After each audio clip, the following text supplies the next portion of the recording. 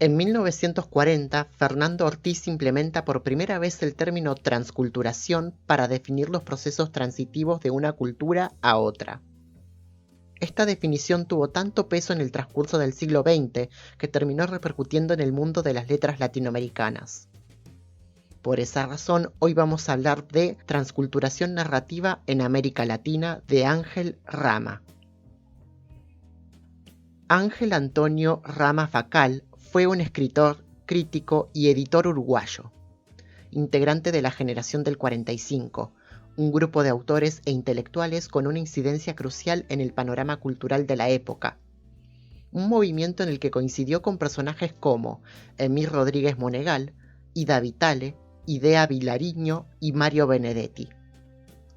En el 59 se hace cargo de la sección literaria de la revista Marcha, en la que abre el foco hacia la literatura contemporánea, justo en el alba de un fenómeno literario y editorial que atravesaría el continente, el boom latinoamericano. Tras su exilio de Uruguay debido al golpe de Estado en 1973, establece nueva residencia en Caracas e inicia junto con José Ramón Medina su proyecto editorial más ambicioso, la Biblioteca Ayacucho, la cual ha llegado a publicar más de 380 títulos en sus diversas colecciones a lo largo de su historia. Desde 1976 empezó a viajar a Estados Unidos como expositor en las universidades. Luego sería contratado como profesor titular de literatura latinoamericana en la Universidad de Maryland. Sin embargo, en 1982, el gobierno le niega la solicitud de visa presentada por dicha institución, básicamente porque Ángel Rama era, para la administración nacional, un elemento subversivo. A pesar de esto, él continuó con sus investigaciones y sus viajes. En 1983, Ángel Rama y Marta Traba, su esposa, abordan un vuelo para asistir al primer encuentro de la cultura hispanoamericana en Bogotá.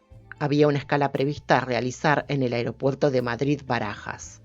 Debido a un error humano, el vuelo 11 de Avianca termina en un accidente aéreo en el que fallecen 181 de los 192 ocupantes, entre quienes estaban, además, los escritores Manuel Escorza y Jorge Ibargüengoitia.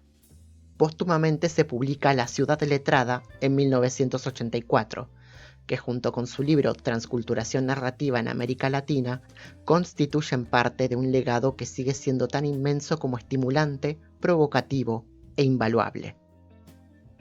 Es importante pensar la literatura en función de su contexto histórico y político, lo que justamente hace Rama al principio de este libro.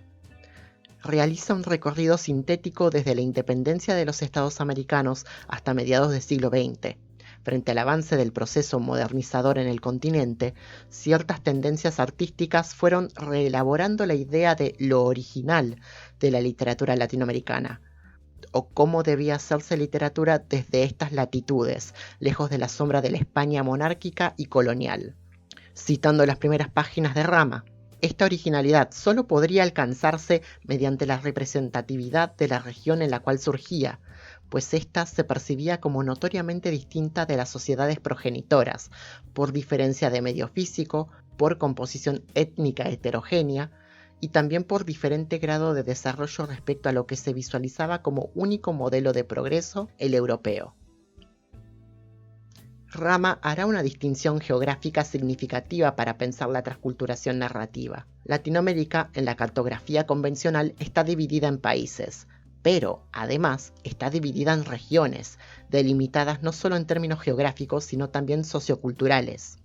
No es lo mismo hablar de la región andina que de la región mesoamericana, por ejemplo. La primera parte del libro refiere cómo diversos especialistas diferencian estas regiones, pero lo importante para nosotros es que esta distribución geopolítica es el tablero de ajedrez de una dualidad concreta: el cosmopolitismo o la literatura producida desde las ciudades modernizadas, y los regionalismos, la literatura producida en esas periferias rurales o en cuyas comunidades no ha permeado la pulsión modernizadora. En la década del 30 se formularon de manera orgánica en los conglomerados urbanos mayores de América Latina, particularmente en el más adelantado del momento, Buenos Aires, una orientación narrativa cosmopolita y una orientación realista crítica. Ambas conllevaban por el solo hecho de expandir sus estructuras artísticas, la cancelación del movimiento regionalista que aparecido hacia 1910 como transmutación del costumbrismo naturalismo regía en la mayoría de áreas del continente. No hay que interpretar estas dualidades como corrientes intransigentes y herméticas ante cualquier otra influencia estética. Todo lo contrario, ya que, como puntualiza Rama, el impacto modernizador genera en ellas, inicialmente, un repliegue defensivo. Se sumergen en la protección de la cultura materna. Un segundo momento, en la medida en que el repliegue no soluciona ningún problema, es el examen crítico de sus valores, la selección de algunos de sus componentes, la estimación de la fuerza que los distingue o de la viabilidad que revelen en el nuevo tiempo. Rama menciona el trabajo de Ortiz e implementará la categoría de transculturación para explicar los fenómenos de composición de una constelación de obras literarias que se distanciaban de los modelos estéticos tradicionales, nutriéndose de procedimientos y formas vigentes en las narrativas cosmopolitas. El dilema del regionalismo y de las culturas autóctonas, regionales o rurales se resume en la siguiente contradicción. Si oponen resistencia total a la modernización, tales culturas quedan conminadas al olvido. Y si se dejan avasallar por la modernidad, si se dejan someter por el orden homogeneizador de la ciudad moderna, las tradiciones se pierden en esa aculturación. En pocas palabras, se trata de cambiar o morir. El desafío es hallar un punto medio, una alternativa que termina siendo la transculturación, el tránsito de los elementos de una cultura a otra, un desplazamiento que implica pérdidas, selecciones, redescubrimientos e incorporaciones. Rama ejemplifica esto con el caso del libro Antes o Mundo Nao Existía, escrito por Tolamán Kennedy y su padre Umusin Panlong Kumu, miembros de la comunidad de Sana, una población indígena de la región amazónica. Decimos escrito entre comillas porque las circunstancias en las que surgió esta obra fueron muy peculiares. Para empezar, Tolamán había aprendido portugués en una misión salesiana, un idioma que su padre no aprendió pero que permitió que aprendieran sus hijos. La obra está escrita en lengua de Sana y fue traducida por el propio Kennedy con la ayuda de Berta Ribeiro al portugués. Y Umusin, que tenía un rango educativo espiritual dentro de la comunidad, le transmitía sus saberes a su hijo para que los escribiera. Los motivos que le llevaron a escribir el libro son curiosos. Por una parte, el deseo de resguardar tradiciones que estaban perdiéndose en el proceso de aculturación que está viviendo la zona.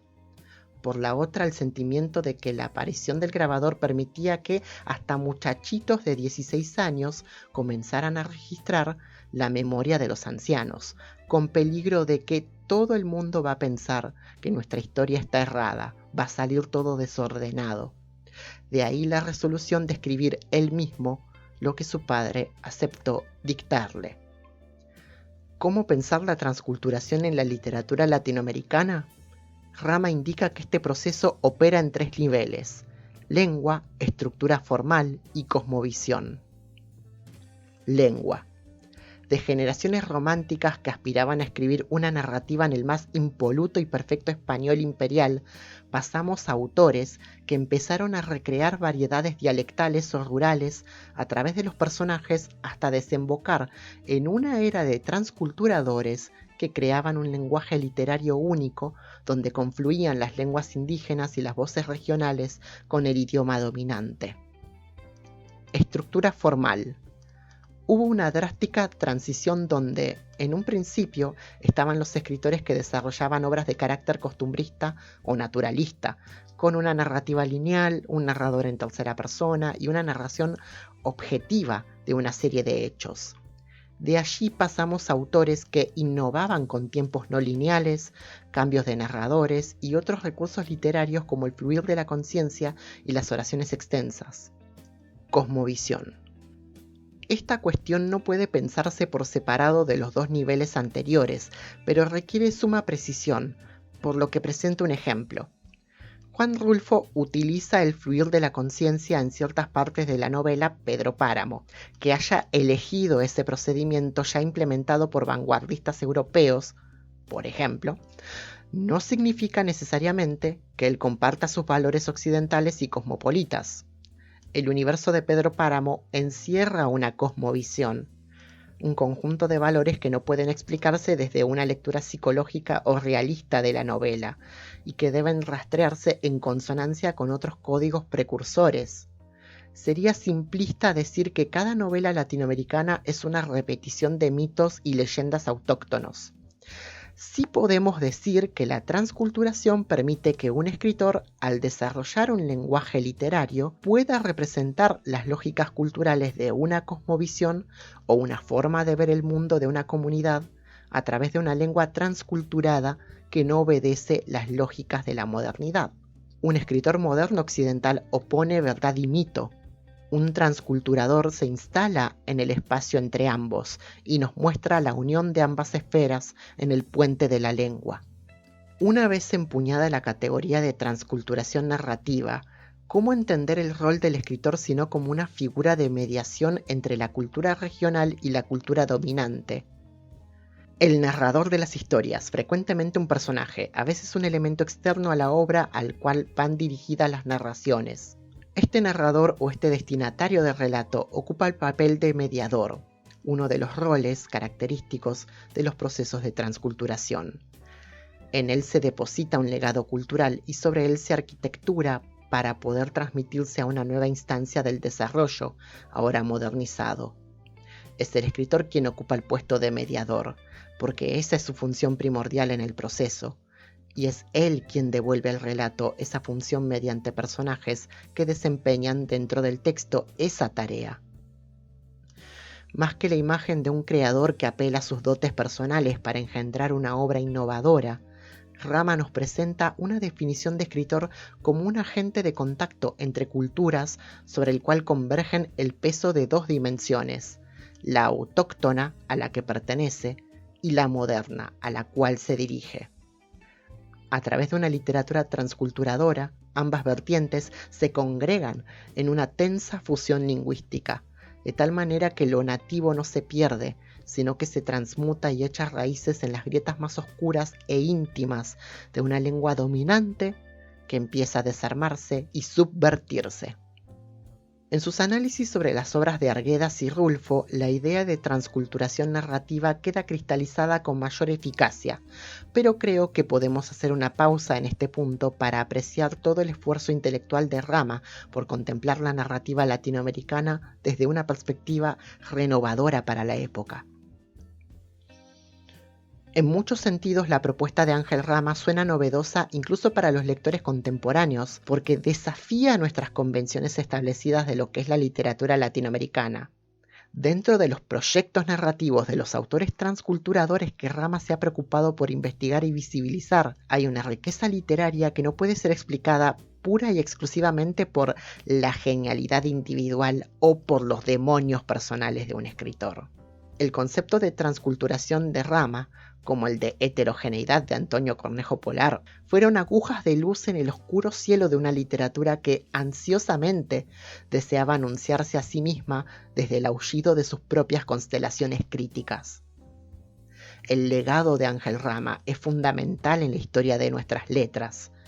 Reconoció con agudeza la necesidad de un marco mucho más amplio para analizar la literatura latinoamericana en su totalidad sin desatender sus particularidades estéticas y lingüísticas, nutriéndose de una amplia base cultural y de diferentes disciplinas como la antropología, la sociología y la historia. El trabajo de Rama abrió un horizonte de posibilidades que no se restringía a exaltar lo autóctono desde el esencialismo o el nacionalismo, sino que restituía la configuración de las obras literarias a su complejo contexto social y político. Ya hablamos de Ortiz y Rama, pero aún queda un video más antes de hablar de literatura. El arte latinoamericano requiere contexto, sobre todo los textos que forman parte de este programa, y quiero hacerlo con el respeto y criterio que se merece. Dicho esto, una vez más y siempre, muchas gracias por el aguante y hasta la próxima lectura.